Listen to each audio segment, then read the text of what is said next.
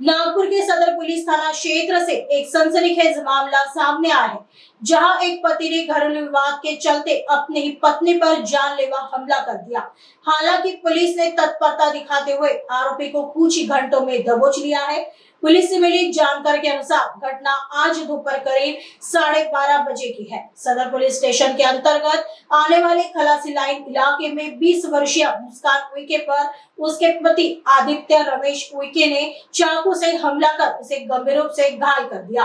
बताया जा रहा है कि मुस्कान पिछले 6 महीनों से अपने मायके में रह रही थी। आरोपी पति उस पर चरित्र का संदेह करता था और उसे लगातार मानसिक और शारीरिक रूप से प्रताड़ित कर रहा था।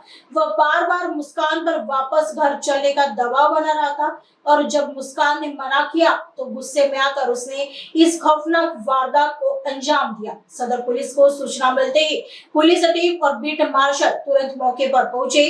स्थानीय नागरिकों की मदद से घायल महिला को तुरंत मेयो अस्पताल में भर्ती करा गया, जहां उसका इलाज जारी है।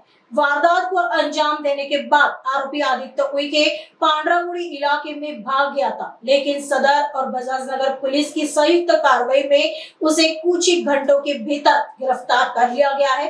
पुलिस ने आरोपी के खिलाफ मामला दर्ज कर लिया है और आगे की जांच सदर पुलिस कर रही है। आज सकाळी 12:30च्या सुमारास आम्हाला माहिती मिळाली की सदर पोलीस स्टेशनच्या अंतर्गत खलाशी लाईन परिसरामध्ये मुस्कान आदित्य उइके वय 20 वर्षीय या महिलेला तिचा पती आदित्य रमेश उइके याने चाकूने गंभीर स्वरूपात जखमी केलेला आहे। मिळालेल्या माहितीवरून बीट मार्शल तसेच इतर स्टाफ त्या ठिकाणी पोहोचून स्थानिक नागरिकांच्या मदतीने जखमी युवतीस आम्ही मेयो येथे उपचाराकरता रवाना केलेला आहे। त्याचबरोबर यातील जो आरोपी आहे आदित्य रमेश उइके हा पत्नी या जखमीचा पती असून तो राहणारा पांढऱ्याबोडी परिसरातील आहे। घटना करून तो पांढराबोडी परिसरामध्ये निघून गेला होता। त्यानंतर आम्ही मजरी पोलीस स्टेशन व सदर पोलीस स्टेशनच्या पथकाने त्याला त्या ठिकाणी ताब्यात घेऊन पोलीस स्टेशन आणलेला आहे। जखमी व जखमीचा उपचार चालू असून पुढील त्याच्या जबाबावर पुढील कारवाई करू आहोत। यातील जखमी आहे ही आरोपीची पत्नी आहे, परंतु मागील 6 महिन्यापासून ती स्वतःच्या आईकडे राहते। जखमी असं सांगणं आहे की जो आरोपी आहे तिचा पती हा तिच्यावर चारित्र्याचा संशय घेऊन तिला वारंवार मानसिक त्रास देत असतो किंवा मारहाण करत असतो।